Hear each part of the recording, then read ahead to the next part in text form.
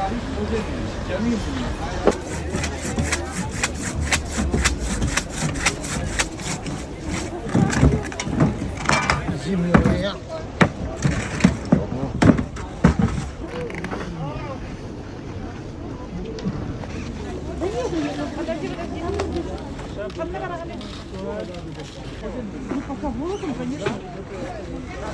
Ranger मिल जाएगा। इस तरह से कई अलग अलग तरह के बर्ड्स आपको देखने को मिल जाएंगे। ये सब कुछ यहाँ पे दिखता है। तो लिटरली आप देख सकते हो कि यहाँ पे यार हर एक चीज़ खाया जाता है।